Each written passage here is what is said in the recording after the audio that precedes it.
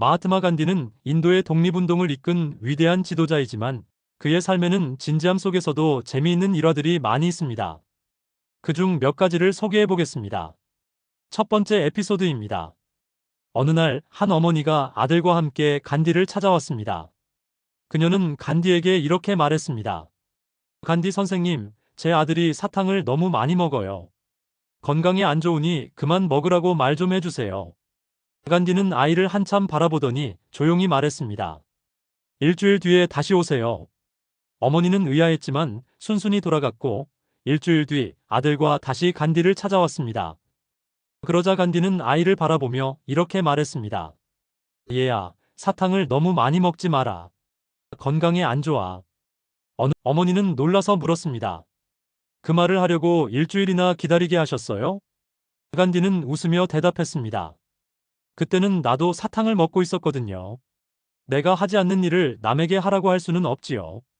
이 짧은 일화는 간디의 자기절제, 일관성, 그리고 행동을 통한 모범의 중요성을 보여주는 동시에 그의 인간적인 면모와 유머 감각을 느낄 수 있는 일화로 자주 인용됩니다. 두 번째 에피소드입니다. 간디는 항상 단순한 흰색 천으로 된 도티 한 장만을 입고 다녔습니다. 당시 영국 정치인들과의 회담이나 국제회의에도 같은 복장으로 참석했죠. 어느 날 영국을 방문한 간디가 윈스턴 처칠 등 고위 정치인들을 만나는 자리에 참석하게 되었습니다. 그때 영국 기자가 물었습니다. 간디 선생, 왜 그렇게 옷을 적게 입으셨습니까? 이 추운 날씨에요. 간디는 조용히 웃으며 대답했습니다. 저는 제가 입지 않은 나머지 옷을 인도 사람들에게 입혀드렸습니다. 이 짧은 답변에는 인도 민중의 가난과 단순한 삶의 철학, 그리고 날카로운 유머가 모두 담겨 있습니다. 간디는 자신이 지도자로서 부유하게 사는 대신 가난한 인도 민중과 같은 방식으로 살며 그들과 연대하겠다는 뜻을 행동으로 보여줬죠. 세 번째 에피소드입니다. 어느 날 간디가 사무실에서 글을 쓰고 있는데 한 아이가 장난삼아 간디의 잉크병에 설탕물을 넣어버렸습니다. 간디는 아무 말 없이 그냥 그 잉크로 계속 글을 썼습니다. 옆에서 지켜보던 사람이 묻자 간디는 말했습니다.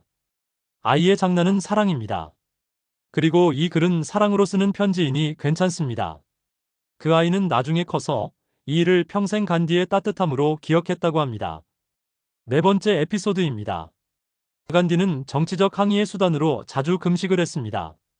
금식 기간 중에는 음식을 전혀 먹지 않고 물만 마셨습니다. 한 번은 지인이 몰래 요구르트를 권하며 말했습니다. 이건 음식이 아니라 음료니까 괜찮을 거야. 간디는 웃으며 말했습니다. 내 마음은 고맙지만 나는 내 영혼과 싸우는 중이야. 타협은 곧 패배야. 다섯 번째 에피소드입니다.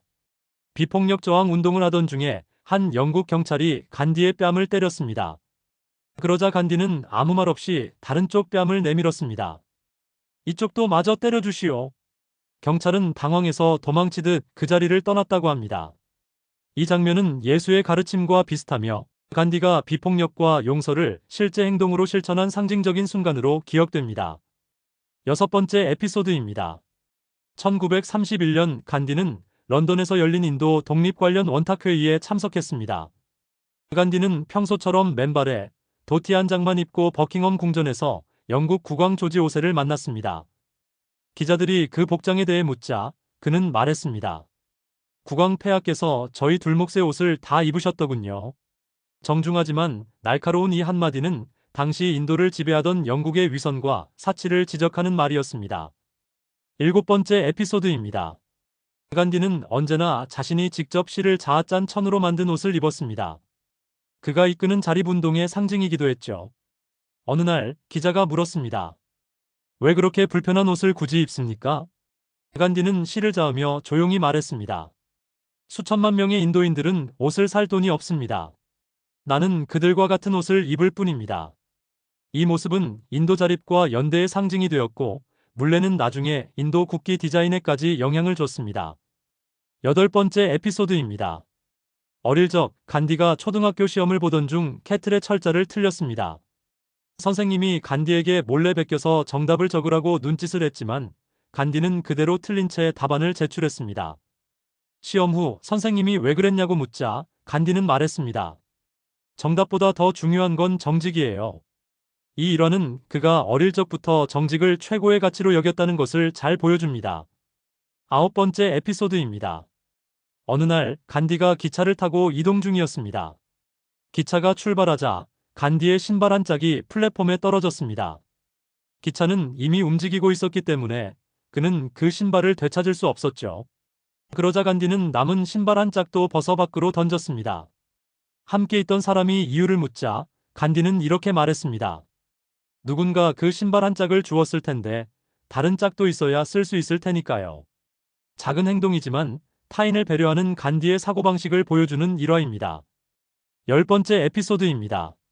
1930년 간디는 영국의 소금세에 항의하며 약 380km를 도보로 행진했습니다. 이를 소금 행진이라고 부릅니다. 당시 한 영국 기자가 간디에게 비웃듯 말했습니다. 단지 소금을 위해 이렇게 큰 소란을 벌이다니요?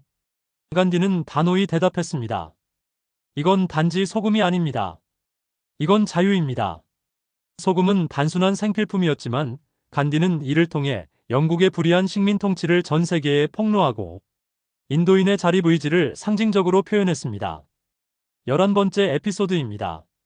젊은 변호사였던 간디는 1893년 남아프리카 공화국에서 일을 하던 중 기차의 1등석 표를 샀음에도 불구하고 인도인이라는 이유로 강제로 내쫓겼습니다. 그날 밤 그는 찬 바닥에 앉아 떨며 결심했습니다. 오늘 나는 단순히 한 사람으로서가 아니라 억압받는 모든 인도인을 위해 싸울 것이다. 이 사건은 훗날 간디의 비폭력 저항 운동의 씨앗이 되었습니다. 12번째 에피소드입니다. 간디는 당시 인도에서 가장 낮은 계급인 불가촉 천민이 하던 일을 스스로 하며 평등을 실천했습니다. 어느 날 그는 부인에게 변소 청소를 시켰습니다. 아내는 당연히 반발했죠. 나는 바라마상류층인데 어떻게 그런 일을 해요? 그러자 간디는 단호하게 말했습니다. 불결한 건 당신의 신분 차별 사고방식이지 변소 청소하는 일이 아니요. 결국 그의 아내도 청소를 하며 계급과 청결에 대한 간디의 평등 철학을 받아들이게 됩니다. 다음은 간디의 명언을 정리했습니다. 당신이 세상에서 보고 싶은 변화가 되십시오. 설교 100번보다 한 번의 실천이 더 가치 있다.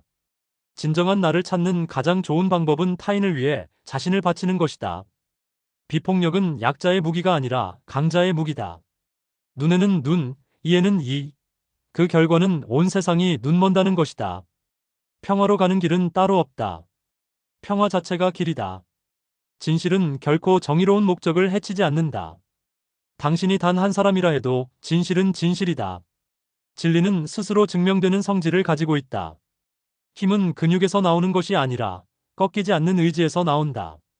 당신의 행동이 어떤 결과를 가져올지는 모른다. 그러나 아무것도 하지 않으면 아무 결과도 없다. 처음엔 무시하고 그 다음엔 비웃고 그러다 싸우다가 결국 당신이 이긴다.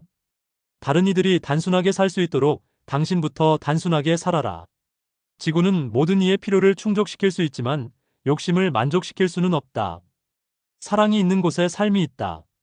죄는 미워하되 죄인은 사랑하라.